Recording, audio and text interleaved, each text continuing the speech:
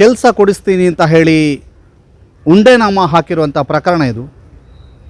ಕೆಲಸ ಕೊಡಿಸ್ತೀನಿ, ನಮ್ಮ ಬ್ಯಾಂಕ್ನಲ್ಲಿ ಡೆಪಾಸಿಟ್ ಇಡಿ ಅನ್ನುವಂತಹದ್ದನ್ನು ಹೇಳ್ತಾ ಬ್ಯಾಂಕಿನ ಒಂದಷ್ಟು ನೌಕರನ್ನ ಯೂಸ್ ಮಾಡಿ ಒಂದಷ್ಟು ಜನ ಡೆಪಾಸಿಟನ್ನು ಇಡಿಸಿ ಇವತ್ತು ಯಾರಿಗೂ ಕೂಡ ಹಣವನ್ನು ಹಿಂತಿರುಗಿಸದೆ ಮಹಾಮೋಸ ಒಂದು ಪುತ್ತೂರಿನಲ್ಲಿ ನಡೆದಿದೆ. ಇಲ್ಲಿ ಇರುವಂಥವ್ರು ಇಷ್ಟೇ ಜನ ಅಲ್ಲ, ಬಹಳಷ್ಟು ಒಂದು 30-35 ಜನ ಅಥವಾ 50ಕ್ಕೂ ಹೆಚ್ಚು ಜನ ಇದರಿಂದ ಮೋಸ ಹೋದವರಿದ್ದಾರೆ.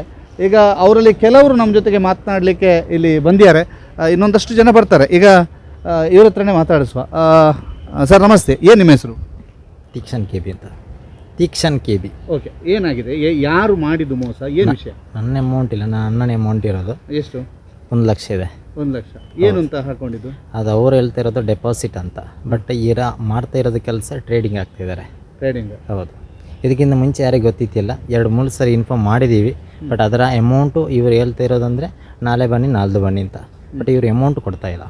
ಅಮೌಂಟ್ ಕೊಡ್ತಾ ಇಲ್ಲ? ಹೌದು. ನಾಳೆ ಬನ್ನಿ ನಾಡಿದ್ದು ಬನ್ನಿ ಅಂತ ಹೇಳ್ತಿದ್ದಾರೆ. ಆದರೂ ಆ ಜನ ಹುಡುಕಾಡುವಂಥ ಕೆಲಸವನ್ನು ಮಾಡ್ತಾ ಇದ್ದೀವಿ ಇದಕ್ಕಿಂತ ಮುಂಚೆ. ಬಟ್ ಇವತ್ತು ಸಿಕ್ಕಿದ್ದಾರೆ. ಇದಕ್ಕಿಂತ ಮುಂಚೆ 2 ಸಲ 3 ಸಲ ಇನ್ಫಾರ್ಮ್ ಬಂದಿದೆ ಈ ಥರ ಇಲ್ಲಿ ಇದ್ದಾರೆ ಅಂತ. ಆದರೆ ಇವತ್ತು ಅವರು ಸಿಕ್ಕಿದ್ದಾರೆ. ಹೇಗೆ ಸಿಕ್ಕಿದ್ದು?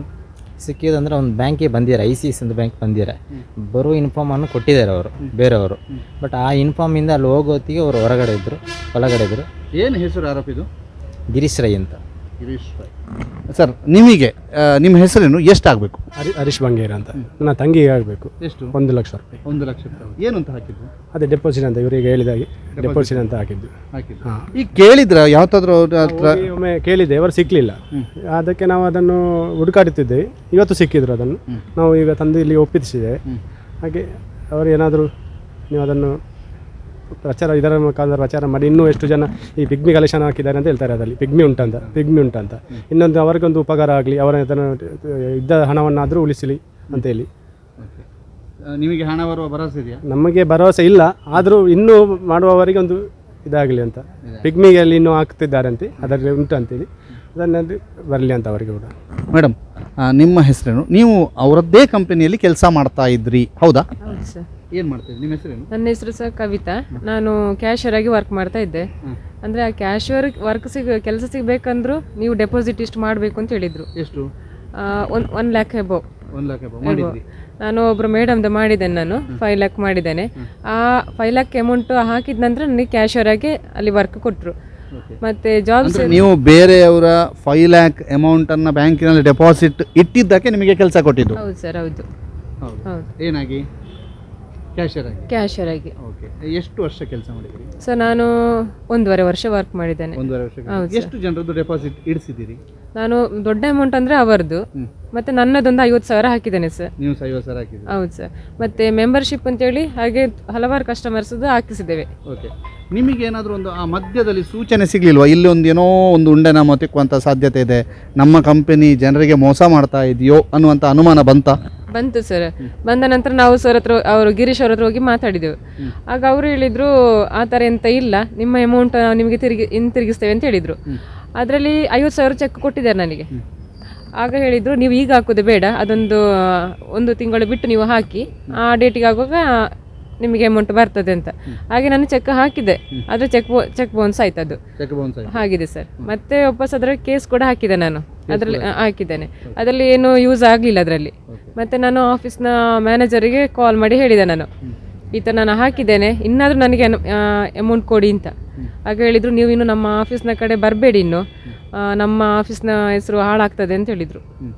ಈಗ ಆಫೀಸ್ನ ಹೆಸರು ಹಾಳಾಗ್ತದೆ, ನೀವು ತುಂಬ ಜನರ ಹತ್ರ ಡೆಪಾಸಿಟ್ ಕೇಳಿದ್ದೀರಿ, ಕೆಲವರದ್ದು ಮೆಂಬರ್ಶಿಪ್ ಮಾಡಿಸಿದ್ದೀರಿ, ಅವರ ಎದುರುಗಡೆ ನಿಮ್ಮ ಹೆಸರು ಕೂಡ ಹಾಳಾಗೋದಿಲ್ವಾ? ಹೌದು ಸರ್, ಹೌದು. ನಾನು ಹೋಗಿ ಇನ್ಫಾರ್ಮ್ ಮಾಡಿದ್ದೇನೆ, ನಾನು ದೊಡ್ಡ ಅಮೌಂಟ್ ಹಾಕಿಸಿದವರ ಮೇಡಮ್ ಹತ್ರ ಹೋಗಿ ಮಾತಾಡಿದೆ. ಆಗ ಮೇಡಮ್ ಹೇಳಿದರು, ನಾನು ಅದರ ಬಗ್ಗೆ ನಾನು ಆಲೋಚನೆ ಮಾಡ್ತೇನೆ, ನೀನು ಚಿಂತೆ ಮಾಡಲಿಕ್ಕೆ ಹೋಗಬೇಡ ಅಂತ ನನಗೆ ಒಂದು ಧೈರ್ಯ ಕೊಟ್ಟರು. ನೀನು ಅದನ್ನೇ ನೆನೆಸ್ಕೊಂಡು ಇನ್ನೂ ನೀನು ಟೆನ್ಷನ್ ಆಗೋದು ಬೇಡ ಅಂತ ಒಂದು ಮಾತು ಹೇಳಿದರು. ಆದರೆ ಈಗ ಇವತ್ತು ಸಿಕ್ಕಿದ್ದಾರೆ ಅಂತ ಗೊತ್ತಾಯ್ತು ಸರ್. ಹಾಗೆ ನಾವೆಲ್ಲರೂ ಇಲ್ಲಿ ಬಂದಿದ್ದೇವೆ. ಅಂದರೆ ನಮಗೆ ಸ್ಟೇಷನ್ ಸಿಕ್ಕಿದ್ರು ನಿಮ್ಮನ್ನು ನೋಡಲಿಕ್ಕೆ? ನೀವು ಹೋಗಿ ನೋಡಿದ್ದೇವೆ, ಹೋಗಿ ಅಲ್ಲಿ ಒಳಗಿದ್ರು ಅವರು. ಏನಂದ್ರು? ಇಲ್ಲ, ಮಾತಾಡ್ಲಿಕ್ಕೆ ಆಗಲಿಲ್ಲ ಸರ್, ಮಾತನಾಡಲಿಕ್ಕಾಗಲಿಲ್ಲ. ಈಗ ಎಷ್ಟು ಜನ ಇದ್ದಾರೆ ಈ ಒಂದು ಹೀಗೆ ಮೋಸದ ಜಾಲದಲ್ಲಿ ಜನರನ್ನು ಬೀಳಿಸುವವರು? ಎಷ್ಟು ಜನ? ಈಗ ನಮಗೆ ಗೊತ್ತಿದ್ದಾಗೆ ಒಂದು ಗಿರೀಶ್ ರೈಸ್, ಮತ್ತೆ ಮ್ಯಾನೇಜರ್ ಮತ್ತೊಂದು ಅವರಿಬ್ರು ಇದ್ದಾರೆ, ಮತ್ತೊಂದು ಇದಕ್ಕೆ ಡೈರೆಕ್ಟರ್ ಯಾರಂತಾನೆ ಗೊತ್ತಿಲ್ಲ ಇದಕ್ಕೆ. ಎಲ್ಲಿ ಆಫೀಸ್ ಇರೋದಿಲ್ಲಿ? ಸರ್ ಇದು APMS ರೋಡ್ ಹತ್ರ ಅಲ್ಲಿ. ಬ್ಯಾಂಕ್ ನೇಮ್ ಏನು? ಭಾರತ್ ಒನ್ ಸೌಹಾರ್ದ ಸಹಕಾರಿ ಸಂಘ. ಭಾರತ್ ಒನ್ ಸೌಹಾರ್ದ ಸಹಕಾರಿ ಸಂಘ. ಈಗ ನಿಮಗೆ ಟೋಟಲ್ ಅವ್ರದ್ದು 5 ಲಕ್ಷ, ನಿಮ್ದು 50,000, ಹೀಗೆ ಒಂದು 7 ಲಕ್ಷ ತನಕವ? ಹೌದು ಸರ್, ಹೌದು 7 ಲಕ್ಷ ಹೌದು ಸರ್. ಬರ್ತದೇನೋ ನಂಬಿಕೆ ಇದೆಯಾ ಸರ್? ಬರಲೇಬೇಕು. ನಮಗೆ ದೇವರ ಮೇಲೆ ಮತ್ತು ದೈವದ ಮೇಲೆ ತುಂಬಾ ನಂಬಿಕೆ ಅಲ್ಲ ಸರ್, ನಮ್ಮ ದಕ್ಷಿಣ ಕನ್ನಡದವರಿಗೆ ಸಿಗ್ಲೇಬೇಕು ಸರ್, ಅದು ಸಿಗ್ಲೇಬೇಕು, ಬೇಕು, ನಂಬಿಕೆ ಇದೆ. ಅವರ ಮೇಲೆ ನಂಬಿಕೆ ಇದೆಯಾ? ದೇವರ ಮೇಲೆ ಮತ್ತು ದೈವದ ಮೇಲೆ ನಂಬಿಕೆ ಇದೆ. ಬ್ಯಾಂಕಿನವರ ಮೇಲೆ ನಂಬಿಕೆ ಇದೆ? ಅವರ ಮೇಲೆ ಖಂಡಿತವಾಗಿ ಇಲ್ಲ ಸರ್, ಇಲ್ಲ ಇಲ್ಲ. ಮೇಡಮ್ ನಿಮ್ಮ ಹೆಸರೇನು? ಹರ್ಷಿತಾ. ಹರ್ಷಿತಾ, ಎಷ್ಟು ಬರಬೇಕು? ನೀವು ನಮಗೆ ಡೆಪಾಸಿಟರ? ನಾವು ಡೆಪಾಸಿಟರ್ ನಾನು ಸ್ಟಾಫಲ್ಲಿ. ನೀವು ಕೂಡ ಸ್ಟಾಪ್? ಹೌದು. ಏನು ಮಾಡ್ತಿದ್ರಿ ನೀವು? ನಾವು ಕ್ಲರ್ಕ್ ಆಗಿ ವರ್ಕ್ ಮಾಡ್ತಿದ್ದೀವಿ, ಡೆಪಾಸಿಟ್ ಎಲ್ಲ ಮಾಡ್ತಿದ್ವಿ. ಪೇಮೆಂಟ್ ಎಲ್ಲ ಪೇಮೆಂಟಿಗೆ 1,000 ಆ ಥರ ಕೊಡ್ತಿದ್ದೇವೆ ಸರ್. ಎಷ್ಟು ದಿನಕ್ಕೆ? ಒಂದು ತಿಂಗಳಿಗೆ ಆ ಥರ. ತಿಂಗ್ಳಿಗೆ ಒಂದ್ಸಲ? ಹೌದು. ಅದು 2,000 ಕೇಳಿದರೆ 1,000 ಕೊಡೋದು, ಹಾಗೆ ಹಾಗೆಲ್ಲ. ಏನು ಕೆಲಸ ಮಾಡ್ತೀರಿ ನೀವು? ಅದು ವರ್ಕ್ ಡೆಪಾಸಿಟ್ ಎಲ್ಲ ವರ್ಕ್ ಮಾಡ್ತಿದ್ದೇವೆ. ಅಂದರೆ ಶೇರ್ ಮಾಡೋದು, RD ಮಾಡೋದು, FD ಅಂತ ಮಾಡೋದು. ಅದರಲ್ಲಿ ಕಮಿಷನ್ ಇರ್ತಿತ್ತಾ? ಕಮಿಷನ್ ಇಲ್ಲ, ನಮಗೆ ಸ್ಟಾಫ್ ಆಗಿ ವರ್ಕ್ ಮಾಡ್ತಿದ್ದೇವೆ. ಸ್ಟಾಫ್ ಆಗಿ 1,000ಕ್ಕೆ? ಅವ್ರು ಸಂಬಳನೇ ಕೊಡ್ತಿರಲಿಲ್ಲ. ಎಷ್ಟು ಸಮಯ ಆಯಿತು ಸಂಬಳ? ನಾವು ಸಂಬಳ ಕೊಡೋದಿಲ್ಲ ಅಂತ ನಾವು ಬಿಟ್ಟೇವೆ. ನಾವು ಬಿಟ್ಟು ಎಷ್ಟು ಬಿಟ್ಟಿಗೆ 1 ವರ್ಷ ಆಯಿತು. ನಿಮಗೆ 1 ವರ್ಷದ ಹಿಂದೆ ಅಲ್ಲಿ ಸಂಸ್ಥೆಯನ್ನು ಬಿಡುವಾಗ ಅನಿಸ್ತಾ ಇದು ಇವತ್ತಲ್ಲ ನಾಳೆ ಹೀಗೆ ಆಗೋದು ಅಂತ? ಅದು ಅನಿಸ್ತು ಸರ್. ಅಂದರೆ ಅವರು ಸರಿಯಾಗಿ ಇವರಿಗೆ ಆಫೀಸ್ಗೆ ಬರ್ತಾ ಇರಲಿಲ್ಲ, ಕಾಲ್ ಮಾಡಿದೆ ಕಾಲ್ ರಿಸೀವ್ ಮಾಡ್ತಿರ್ಲಿಲ್ಲ. ಚೆಕ್ ಕೊಡ್ತಾರೆ, ಅದಕ್ಕೆ ಹಾಕುವಾಗ ಅದನ್ನು ಹಾಕಬೇಡಿ, ಅದು ನಾನು ಕ್ಯಾಶೇ ಕೊಡ್ತೇನೆ ಅಂತ ಹೇಳ್ತಾರೆ. ನೀವು ಯಾರ ಹತ್ರ ಅದು ಡೆಪಾಸಿಟ್ ಹಾಕ್ಸಿದ್ದೀರಾ? ಇಲ್ಲ ಸರ್, ನಮಗೆ ಅವರನ್ನು ನಂಬಿಕೆ ಇಲ್ಲಲ್ಲ. ನಾವೇ ಮಾಡಿ ನಮ್ಮದೇ ಹಣವನ್ನು ನಾವೇ ಹಾಕಿದ್ದು. ಅಂದರೆ ನಾವು 1 ಲಕ್ಷ ತನಕ ಹಾಕಿದ್ದೇವೆ. 1 ಲಕ್ಷ? ಹಾಂ, 83,000 ಕ್ಯಾಶ್ ಮತ್ತು 15,000 ಶೇರ್. ಅದು ಕೂಡ ಬೇರೆಯವರ ಕೈಯಲ್ಲಿ ಮಾಡಿಸಿದ್ದು. ಹೀಗೆ 1,500 ರೂಪಾಯಿ ಹಾಗೆಲ್ಲ ಶೇರ್ ಮಾಡಿಸಿದ್ದು. ಅದರಲ್ಲಿ ಡಿವಿಡೆಂಡ್ ಬರ್ತದಲ್ಲ, ಹಾಗೆ ನಾವು ವರ್ಷಕ್ಕೊಮ್ಮೆ ಬರ್ತದೆ ಅಂತ ಹೇಳಿ ಕಸ್ಟಮರೇ ಮಾಡಿಸಿದ್ದು. ಮನೆಯಲ್ಲಿ ಗೊತ್ತುಂಟಾ? ಮನೇಲಿ ಗೊತ್ತು, ಇವರು ನನ್ನ ಹಸ್ಬೆಂಡ್.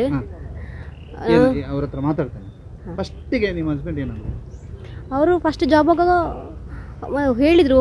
ಫಸ್ಟಿಗೆ ನಂಬಿಕೆ ಬಂತು ನಮಗೆ, ಜಾಬ್ 12,000 ಸಂಬಳ ಕೊಡ್ತಾರಲ್ಲ, ಮಾಡುವ ಒಂದು 50,000 ಕೊಡೋದಕ್ಕೆ ಏನು, ಒಂದು ಡೆಪಾಸಿಟ್ ಅಲ್ಲ, 16%, 18% ಬಡ್ಡಿ ಕೊಡ್ತೇನೆ ಅಂತ ಹೇಳಿದರು. ನಂತರ ಮತ್ತೆ ಆಗುವ ಮತ್ತೆ ಅವ್ರು ಹೇಳಿದರು ಬಿಡು ಅಂತ ಹೇಳಿದರು. ಮತ್ತೆ ಬಿಡಲಿಕ್ಕೆ ಮೇಗೆ ಬಿಟ್ಟರೆ ಕೊಡ್ತಾರಾ, ಕ್ಯಾಶ್ ಕೊಡ್ತಾರಾ ಅಂತ ಸರಿಯಾಗ್ಬೋದು ಅಂತ ನಾನು ಅಂದ್ಕೊಂಡಿದ್ದೆ ನಾನು. ಇದು ಈ ಮುಗ್ಧತೆಯನ್ನು ಮೋಸಕ್ಕೆ ಬಳಸಿಕೊಂಡದ್ದು ಸರ್ ನಿಮ್ಮ ಮಡದಿ, ಮತ್ತು ಈ ಒಂದು ಮೋಸದ ಜಾಲದಲ್ಲಿ ಸಿಕ್ಕಾಕೊಂಡಿದ್ದಾರೆ, ಒಂದಷ್ಟು ಜನ ಸಿಕ್ಕಾಕೊಂಡಿದ್ದಾರೆ. ಏನು ಹೇಳಕ್ಕೆ ಬಯಸ್ತೀರಿ? ನಿಮ್ಮ ಹೆಸರೇನು? ನೋಡಿ, ನಾವು ಫಸ್ಟಿಗೆ ಹೋಗುವಾಗಲೇ ಅವರ ಆ್ಯಟಿಟ್ಯೂಡ್ ನೋಡುವಾಗಲೇ ಸ್ವಲ್ಪ ಡೌಟ್ ಇತ್ತು ನನಗೆ. ನಾನು ಹೇಳಿದೆ, ನೋಡಿ ಮಾತಾಡೋ ರೀತಿ ಎಲ್ಲ ಸರಿ ಇಲ್ಲ, ಸೊ ಬೇಕಾ ಬೇಡ ಅಂತ ಇತ್ತು. ಮತ್ತು ರಿಲೇಷನ್ ಅವರೆಲ್ಲ ಹೇಳಿ ಆಗ್ಬೋದು ಅಂತ. ಬಟ್ ಅವರು ಮಾತಾಡೋ ರೀತಿ ಹೇಗೆ ಅಂದರೆ, ಯಾರನ್ನು ಬೇಕಾದರೂ ಅವರು ಅದೇ ಅವರ ಈ ಬಿಸ್ನೆಸ್ಸಿಗೆ ಬೇಕಾಗಿ ಹುಚ್ಚು ಮಾಡ್ತಾರೆ ಅವರು. ಮತ್ತು ಫಸ್ಟಿಗೆ ಮಾತಾಡಿ ನಂತರ ನಮಗೆ ನಾನು ಹೇಳಿದೆ ಬಿಡುವ ಅಂತ. ಮತ್ತು ಬಿಟ್ಟ ನಂತರ ನಮಗೆ ಕ್ಯಾಶ್ ಬೇಕಂತ ಹೇಳುವಾಗ ಹೇಳೋದು ನಿಮಗೆ ಕೊಡ್ತೇನೆ ಈಗಿಲ್ಲ ನಾಳೆ ಒಂದು 5 ದಿವಸ 10 ದಿವಸ ಹಾಗೆ ಮಾಡಿದರು. ಮತ್ತು ಚೆಕ್ ಕೊಟ್ಟರು. ಚೆಕ್ಕಿಗೆ ನಾವು ಕಾಲ್ ಮಾಡುವಾಗ ಹೇಳ್ತಾರೆ ಈಗ ಹಾಕಬೇಡಿ, ಬ್ಯಾಲೆನ್ಸ್ ಬರಬೇಕಷ್ಟೇ ಅಂತ. ಆಮೇಲೆ ಫೋನಲ್ಲಿ ಫೋನ್ ತೆಗೆಯೋದಿಲ್ಲ. ಮತ್ತು ಮ್ಯಾನೇಜರಿಗೆ ಫೋನ್ ಮಾಡ್ತಾಯಿದ್ದೆ. ಮತ್ತು ನಮ್ಮನ್ನು ವಾಟ್ಸಪ್ಪಲ್ಲಿ ಬ್ಲಾಕ್ ಮಾಡಿದರು, ಕಾಲ್ ಕೂಡ ಬ್ಲಾಕ್ ಮಾಡಿದರು. ಅದರ ನಂತರ ವ್ಯಕ್ತಿ ಸಿಗಲಿಲ್ಲ. ಅದರ ನಂತರ 2 ಸಲ ಇಲ್ಲಿಗೆ ನಾವು ಬಂದಿದ್ವಿ, ಮತ್ತು ಕಂಪ್ಲೇಂಟ್ ಕೂಡ ರಿಜಿಸ್ಟರ್ ಇಲ್ಲಿ ಮಾಡಿದ್ವಿ. ಬಟ್ ಅದರ ಬಗ್ಗೆ ಏನು ಇನ್ಫಾರ್ಮ್ ನಮಗೆ ಬಂದಿಲ್ಲ. ಈಗ ಇಲ್ಲಿ ಅವ್ರು ಸಿಕ್ಕಿದ್ದಾರೆ, ನಿಮಗೆ ನಂಬಿಕೆ ಇದೆಯಾ ಎಲ್ಲರದ್ದು ಕಾಸು ಬರ್ತದೆ? ಇಲ್ಲ, ಈಸ್ ಒನ್ ಆಫ್ ಪಕ್ಕಾ ಫ್ರಾಡೇ. ಆ ಮನುಷ್ಯ ಇನ್ನು ದುಡ್ಡು ಕೊಡಲಿಕ್ಕೆ ಏನೂ ಇಲ್ಲ ವ್ಯಕ್ತಿ ಹತ್ರ. ಅವು ಕೊಡೋದಿಲ್ಲ, ಡೌಟೇ ಇದು. ಇಲ್ಲ, ಸಿಗೋದಿಲ್ಲ ಗ್ಯಾರಂಟಿ ಸಿಗೋದಿಲ್ಲ 100%. ಮತ್ತು ಈಗ ಪ್ರಯತ್ನ ಒಂದು ಆ ವ್ಯಕ್ತಿಗೆ ಶಿಕ್ಷೆ ಆದರೂ ಆಗಬೇಕು. ಆ ಮಾಡಿದ ಮೋಸಕ್ಕೆ ಸಮಾಜಕ್ಕೆ ಅಷ್ಟು ಜನರು ನಂಬಿಸಿ ಅಲ್ಲಿ ಹುಡುಗಿಯರನ್ನೇ ಕೆಲಸಕ್ಕಿಟ್ಟು ಟಾರ್ಗೆಟ್ ಮಾಡಿ ಅವರಿಗೆ ಪ್ರೆಷರ್ ಹಾಕಿ ಮತ್ತೊಬ್ಬರಿಂದ ಹಣ ತಂದು ಅದನ್ನು ಮೋಸ ಮಾಡಿದ ವ್ಯಕ್ತಿಗೆ ಅಟ್ಲೀಸ್ಟ್ ಶಿಕ್ಷೆ ಆದರೂ ಕಾನೂನು ಅಡಿಯಲ್ಲಿ ಆಗಬೇಕು. ಅದಕ್ಕೋಸ್ಕರ ನಾವೀಗ ಟ್ರೈ ಮಾಡ್ತಾ ಇರೋದು. ದುಡ್ಡು ಸಿಗುವುದು ಇಲ್ಲ ಕಷ್ಟ. ಸರ್ ನಮಸ್ತೆ, ಎಷ್ಟು ಕಾಸು ಹಾಕಿದ್ದೀರಿ? ನಾವೊಂದು 50,000 ಹಾಕಿದ್ದೀವಿ. 50,000? ಹೌದು. ಎಷ್ಟು ಸಮಯ ಆಯಿತು? ಅಂದರೆ ಒಂದು ವರ್ಷ ಕಳೀತು. ನನ್ನ ಅಲ್ಲಿ ಬಂದು ಕೇಳುವಾಗ ಕೆಲಸ ಉಂಟಂತ, ಅದಕ್ಕೆ ನಾವು ಹೋಗಿ ಮಾತಾಡುವಾಗ 1 ಲಕ್ಷ ಕಟ್ಟಬೇಕು ಅಂತ ಹೇಳಿದರು. 1 ಲಕ್ಷ ಇಲ್ಲ, ನಾನು ಹಬ್ಬ ಅಂದರೆ ಒಂದು 10-20 ಸಾವಿರ ಆದರೆ ಕಟ್ಬೋದು ಅಂತ ಹೇಳಿದೆ. ಅಲ್ಲ 1 ಲಕ್ಷವೇ ಕಟ್ಟಬೇಕು, ಇಲ್ಲಾಂದರೆ 50 ಆದರೆ ಮಿನಿಮಮ್ 50 ಆದರೆ ಕಟ್ಟಬೇಕು ಅಂತ. 50 ಸಾವಿರ ಕಟ್ಟಿದರೆ 12,000 ಸಂಬಳ ಮತ್ತು ಜಾಬ್ ಪರ್ಮನೆಂಟ್ ಕೊಡ್ತೇವೆ ಅಂತ ಹೇಳಿದರು.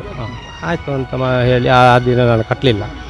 ನಾನು ಮರುದಿವಸ ಬೇರೆ ಕಡೆಯಿಂದೆಲ್ಲ ಹಣ ಮಾಡಿ ಒಂದು ಒಬ್ಬರ ಹತ್ರ 20 ಸಾವಿರ ರೂಪಾಯಿ ತಗೊಂಡು, ಒಬ್ಬರು 10 ಸಾವಿರ ತಗೊಂಡೆ, ಇನ್ನೊಬ್ಬರು 10 ಸಾವಿರ ತಗೊಂಡೆ, ಮತ್ತು ನಾನು 10 ಸಾವಿರ ರೂಪಾಯಿ ಒಟ್ಟಿಗೆ ಟೋಟಲ್ 50 ಸಾವಿರ ಮಾಡಿ ಕಟ್ಟಿದ್ದೇನೆ. ಕಟ್ಟುವಾಗ ಹೇಳಿದರು, ನಾವು ಈ ಸಹಕಾರಿ ಸಂವರ್ಧನ ನಂಬರ್ 1 ಸೊಸೈಟಿಗೆ ಅಂತ ನಾನು ತಗೊಳ್ಳೋದು, ನಿಮಗೆ ಅರ್ಜೆಂಟ್ ಇದ್ದರೆ ಈ ಹಣವನ್ನು ತಗೊಳ್ಬೋದು, ನಿಮಗೆ ಒಂದು 3 ತಿಂಗಳು ಬಿಟ್ಟು ವಾಪಸ್ ರಿಟರ್ನ್ ಮಾಡ್ಬೋದು, ಆದರೆ ಈಗ ಫಿಕ್ಸೆಡ್ ಅಂತ ಹಾಕಬೇಕು ಅಂತ. ಹಾಗೆ ನಾನು ಹಾಕಿದೆ. ಹಾಕಿ ಒಂದು 2 ತಿಂಗಳು ಮಗಳು ಕೆಲಸ ಬಂದರು. 2,000, 3,000 ಎಲ್ಲ ಸಂಬಳ ಕೊಡೋದು, ಸಂಬಳವಿಲ್ಲ. ಮತ್ತೊಂದು 2 ತಿಂಗಳು ಆಗುವಾಗ ನಾನು ಹೇಳಿದೆ, ಬೇಡ ಈ ಕೆಲಸ ಬೇಡ ಅಂತ ನಾನು ಅವನು ಬಿಡಿಸಿ ಅಲ್ಲಿ ಕೆಲಸ ಮಾಡೋದಿಲ್ಲ. ಸಂಬಳ ಬರಲೇ ಇಲ್ಲ. ಸಂಬಳ ಲಾಸ್ಟಿಗೆ ಒಂದು 5,000 ಕೊಟ್ಟರು. ಒಂದು ತಿಂಗಳು ಕಳೆದು ಆದಮೇಲೆ ಕೊಟ್ಟರು. ಒಂದು ತಿಂಗಳು ನನಗೆ ನನ್ನ ಹತ್ರ ಕೊಟ್ಟರು. ಇವಳಿಗೆ ಸಂಬಳ ಇಲ್ಲ. ಮತ್ತು ಅವಳು ಹೇಳಿದ್ರು, ನಾನು ಹೋಗೋದಿಲ್ಲ ಕೆಲಸಕ್ಕೆ, ಇಂಥ ಕೆಲಸ ಬೇಡ ನನಗೆ ಅಂತ. ನಾನು ಬೇಡ, ಆಯಿತು ನೀನು ಹೋಗೋದಿಲ್ಲ ಅಂದರೆ ಬೇಡ, ಹಣ ಹೇಗೂ ನಾವು ಕಟ್ಟಿಯಾಗಿದೆ, ಸಿಕ್ಕಿದ್ರೆ ಸಿಗ್ತದೆ, ಇಲ್ಲದ್ರೆ ಮತ್ತೆಂತ ಮಾಡೋದು ಅಂತ ನಾನು ಹಾಗೆ ಬಿಟ್ಟೆ. ಅದರ ನಂತರ ತುಂಬ ಸಲ ಈ ಮ್ಯಾನೇಜರ್ ಇರುವಾಗ ನಾವು ಹೋಗುವಾಗ ಅವರು ಇದಕ್ಕೆ ಕೊಟ್ಟಿದ್ದಾರೆ, ಎಂತ ಕ್ರಿಯೇಟಿವ್ಗೆ ಹಾಕಿದ್ದಾರೆ ಅಂತ ಹೇಳಿದರು.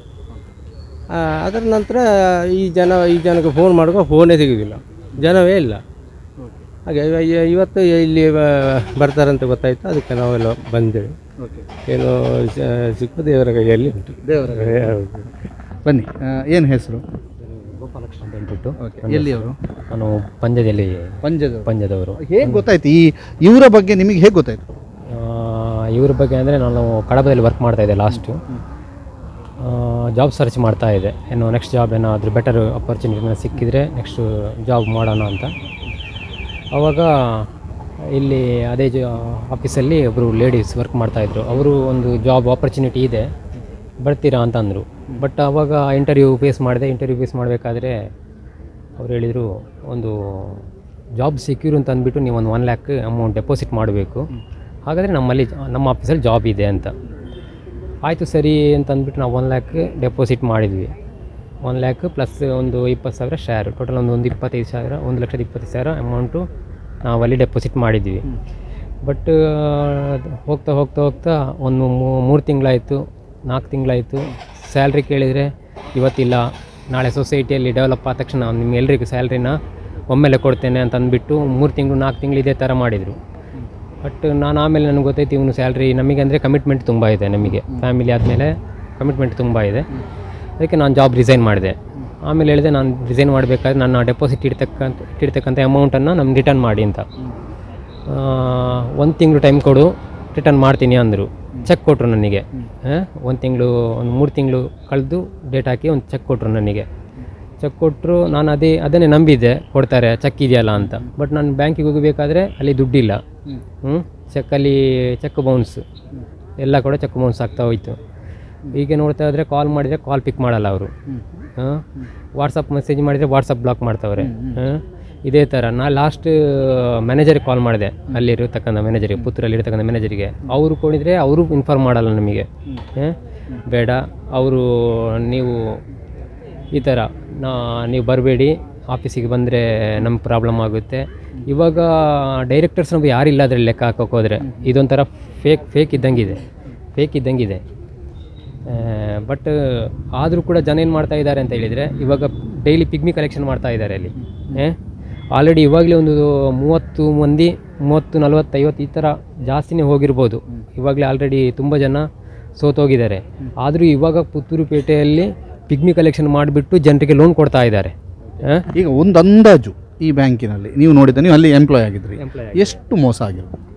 ಮಿನಿಮಮ್ ಅಂದರೆ ಓಪನಿಂಗ್ ಅಂದರೆ ಸೊಸೈಟಿ ಓಪನ್ ಆಗಬೇಕಾದ್ರೆ ಮಿನಿಮಮ್ 20 ಲಕ್ಷ ಡೆಪಾಸಿಟ್ ಇದ್ದರೆ ಮಾತ್ರ, ಮೆಂಬರ್ಶಿಪ್ ಆದರೆ ಮಾತ್ರ ಸೊಸೈಟಿಗೆ ಅಧಿಕೃತವಾಗಿ ಲೈಸೆನ್ಸ್ ಕೊಡೋದು ಅಂತ ಅಂದಿದ್ರು. ಅಷ್ಟು ಅಮೌಂಟು ಕಲೆಕ್ಟ್ ಆಗಿದೆ. ಆ ಅಮೌಂಟು ಇಲ್ಲ, ಇವರು ಡ್ರಾ ಮಾಡಿದ್ದಾರೆ. ಪ್ಲಸ್ ಅದಲ್ಲದೆ ಇವಾಗ ಬೇರೆ ಕಸ್ಟಮರ್ ಇವಾಗ ನಾನು ಇವಾಗ 1 ಲ್ಯಾಕ್ ಇಟ್ಟಿದ್ದೀನಿ, ಅದೇ ಥರ ತುಂಬ ಜನ ಡೆಪಾಸಿಟ್ ಮಾಡಿದ್ದಾರೆ 5 ಲಕ್ಷ 3 ಲಕ್ಷ ಈ ಥರ. ಹೆಚ್ಚು ಕಮ್ಮಿ ಒಂದು 50 ಲಕ್ಷದಿಂದ ಮೇಲೆ ಇದೆ. ಈಗ ಪಿಗ್ಮಿದೆಲ್ಲ ಪಿಗ್ಮಿದು ಇವಾಗ ಅದೇ ನಾವು ಇವಾಗ ಕೇಳ್ತಾ ಇದ್ದರೆ, ನಾನು ಇವಾಗ ಬೇರೆ ಕಡೆ ಜಾಬ್ ಮಾಡ್ತಾ ಇದ್ದೀನಿ. ಇವಾಗ ರೀಸೆಂಟಾಗಿ ಇವಾಗ ಕೇಳಿದರೆ ಪಿಗ್ಮಿ ಮಾಡ್ತಾ ಇದ್ದಾರೆ ಅಂತ ಹೇಳ್ತಾರೆ ಅವರೇ, ಅಲ್ಲಿರ್ತಕ್ಕಂಥ ಸ್ಟಾಫ್ನವರೆಲ್ಲ ಪಿಗ್ಮಿ ಮಾಡ್ತಾ ಇದ್ದಾರೆ, ಪಿಗ್ಮಿ ಮಾಡಿಬಿಟ್ಟು ಲೋನು ಕೊಡ್ತಾ ಇದ್ದಾರೆ ಅಂತ. ಯಾವ ರೀತಿ ಕೊಡ್ತಾ ಇದ್ದಾರೆ ಅಂತ ಗೊತ್ತಿಲ್ಲ. ಬೇರೆ ಕಡೆ ನಾವು ಬೇರೆ ಕಡೆ ಸೊಸೈಟಿಯಲ್ಲೇ ವರ್ಕ್ ಮಾಡೋದು, ನಮಗೆ ಬೋರ್ಡ್ ಮೀಟಿಂಗಲ್ಲಿ ಲೋನ್ ಪಾಸ್ ಆಗೋದು. ಬಟ್ ಇವರು ಯಾವುದೇ ಪ್ರೆಸಿಡೆಂಟ್ ಇಲ್ಲ, ವೈಸ್ ಪ್ರೆಸಿಡೆಂಟ್ ಇಲ್ಲ, ಏನಿಲ್ಲದೆ ಇವ್ರು ಲೋನ್ ಪಾಸ್ ಮಾಡ್ತಾ ಇದ್ದಾರೆ. ಯಾರು ಮ್ಯಾನೇಜರ್ ಯಾವ ಥರ ಮಾಡ್ತಾ ಇದ್ದಾರೆ ಅಂತ ಗೊತ್ತಿಲ್ಲ. ಯಾವ ಥರ ಅಂದರೆ ಫೇಕ್ ಮಾಡ್ತಾ ಇದ್ದಾರಾ, ಟೋಟಲಿ ಕಸ್ಟಮರ್ ಕೈಯಿಂದ ಕಲೆಕ್ಟ್ ಮಾಡ್ತಾ ಇದ್ದಾರೆ. ಪಿಗ್ಮಿ ಅಂತೇಳಿ ಕಲೆಕ್ಟ್ ಮಾಡ್ತಾರೆ, ಆ ಬಂದಿಂದ ಅಮೌಂಟನ್ನು ಇವರು ಬೇರೆ ಜನರಿಗೆ ಲೋನ್ ಅಂತೇಳಿ ಕೊಡ್ತಾ ಇದ್ದಾರೆ.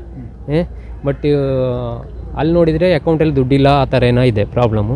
ಬಟ್ ನೆಕ್ಸ್ಟ್ ಪಿಗ್ಮಿ ಕಟ್ಟಿದಂಥ ಜನರಿಗೆ ಏನು ಮಾಡ್ತಾರೆ ಅಂತ ಗೊತ್ತಿಲ್ಲ. ಇವಾಗ ಆಲ್ರೆಡಿ ಪುತ್ತೂರಲ್ಲಿ ಏನು ಮಾಡ್ತಾರೆ ಅಂತ ಗೊತ್ತಿಲ್ಲ. ನಿಮ್ಮದು 1,25,000. ಹೌದು ಸರ್, 1,20,000 ಬರ್ತದೆ ಅಂದರೆ ಬರ್ತದೆ ಅಂತ ನನಗೊಂದು ನಂಬಿಕೆ ಇದೆ, ನಾನು ಬಿಡೋದಿಲ್ಲ.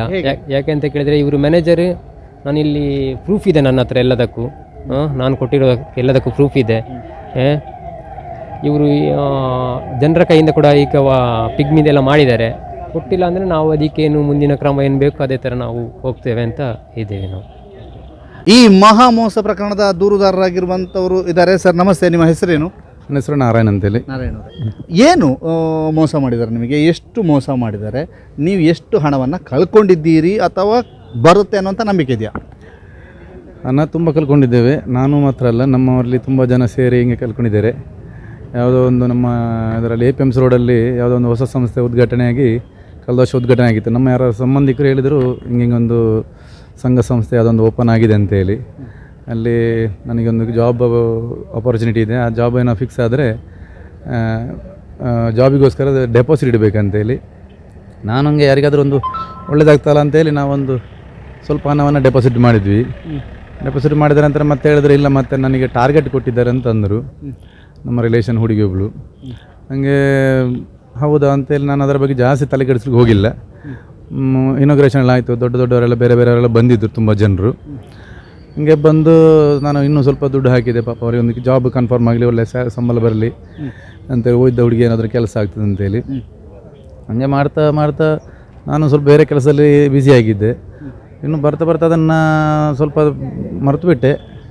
ಮತ್ತು ಬರ್ತಾ ಹೋಗ್ತಾ ಇದ್ದೆ. ಹಂಗೆ ಬರ್ತಾ ಎಲ್ಲ ಹೇಳಲಿಕ್ಕೆ ಸ್ಟಾರ್ಟ್ ಮಾಡಿದರು, ಇಲ್ಲ ಅವರು ಇಲ್ಲ, ಕಾಣೆಯಾಗಿದ್ದಾರೆ, ಅದರ ಸಂಸ್ಥಾಪಕರು ಕಾಣೆಯಾಗಿದ್ದಾರೆ ಅಂತೇಳಿ.